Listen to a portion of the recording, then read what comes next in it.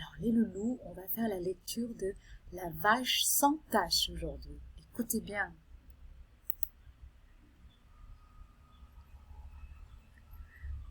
Dans un pays pas très loin d'ici, vivait un fermier du nom d'Amédée. Regardez, c'est lui. Oh, regardez sa ferme et le moulin. Il avait de nombreuses vaches qui avaient toutes des taches, des grosses, des petites, des carrées, des atypiques, des beiges, des blanches. Bref, toutes ces vaches avaient au moins une tache. Toutes, sauf une, qui vivait très complexée de ne pas avoir de tache. C'était la vache sans tache. Les autres vaches ne l'aimaient pas. « Que fais-tu là? Nous avons toutes tes taches, et toi tu n'en as pas. Tu n'as pas ta place là. » La vache réfléchit.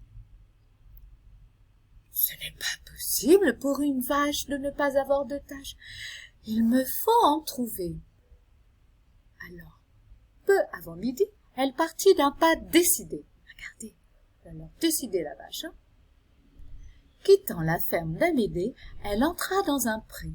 Elle rencontra un chien de berger qui lui demanda pourquoi elle était là.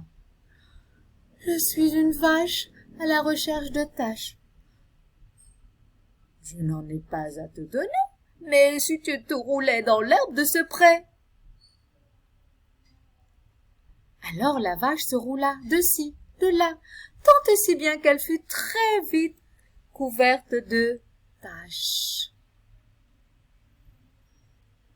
Mais le résultat n'était pas celui espéré. « On n'a jamais vu de taches avec ce genre de taches. Je suis désolée, mais ce n'est pas dans ce pré que tu trouveras ce que tu cherchais. Poursuis ton chemin et va voir plus loin. » La vache suivit le conseil du chien de berger. Elle quitta le pré et reprit le sentier.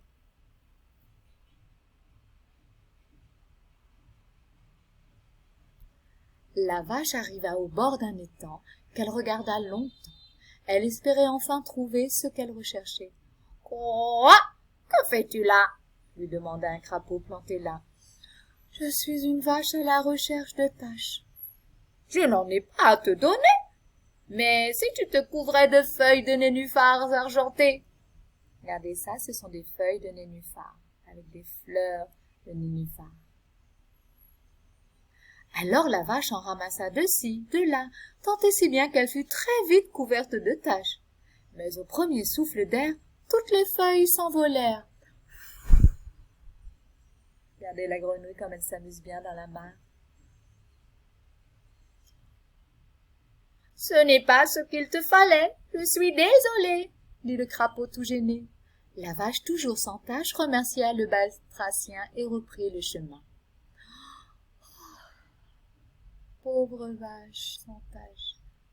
La vache arriva à l'orée d'un bois. Sur un arbre haut perché, une chouette la regardait. « Que fais-tu dans cette forêt ?» lui demanda-t-elle intriguée. « Je suis une vache à la recherche de taches. »« Je n'en ai pas à te donner, mais attends que la nuit soit tombée et entre dans la forêt. »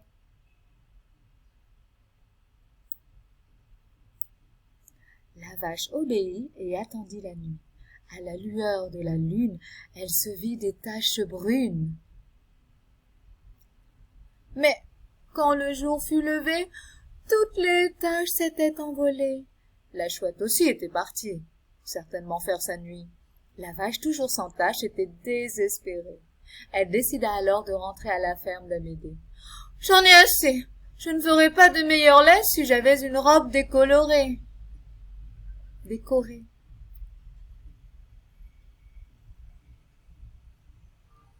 C'est alors qu'elle vit arriver Timothée. « Que fais-tu là ?» demanda-t-elle au chat. « Amédée est dans tous ses états, et les vaches sont contrariées, alors je suis venue te chercher, car toi seule fais ce si bon lait. »« C'est vrai ?»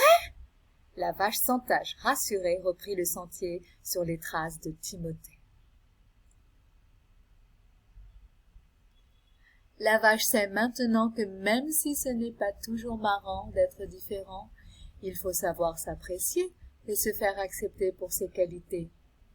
C'est ainsi que la vache sans tache trouva sa place dans la ferme d'Amédée, à côté des autres vaches qu'il apprécie enfin pour ce qu'elle est. Vous avez vu le troupeau de vaches avec le chat qui était venu les chercher?